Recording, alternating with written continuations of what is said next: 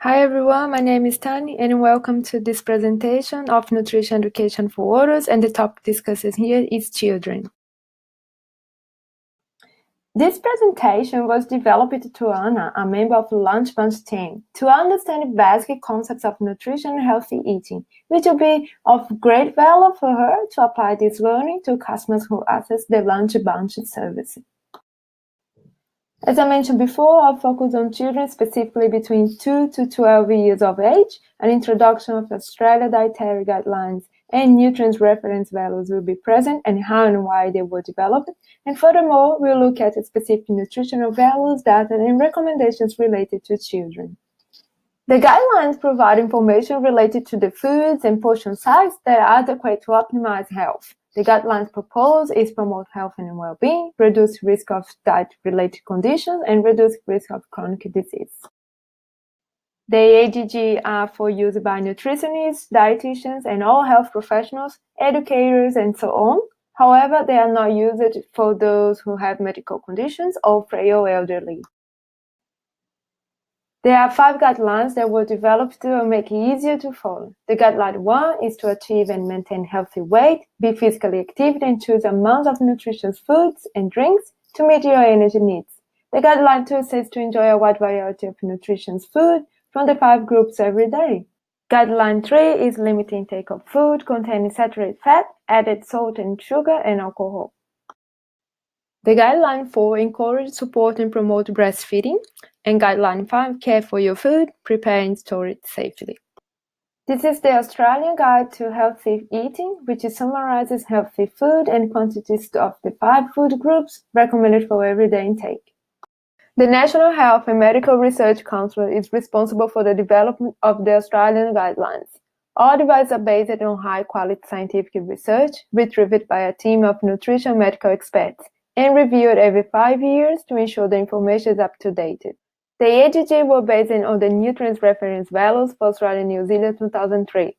The NERVs are also based on current available scientific papers, and they identify people's daily nutrients and energy requirements. Also, the previous AGG 2003 were used as basis for the current guidelines.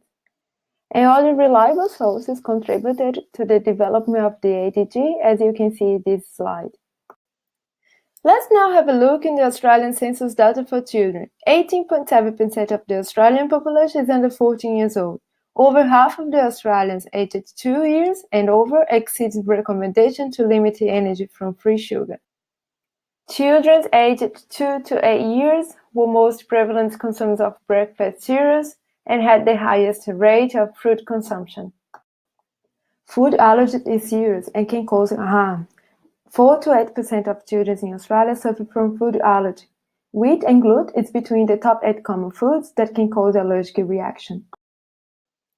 The body mass index and dietary indicators are important risk factors to know related to children, as there is no relevant data for the other factors. In 2011-2012, 25.1% of the children aged 2 to 17 years showing high BMI. This graph is showing the proportion who were overweight or obese by gender. Girls were in high number compared to the boys at age 2 to 11.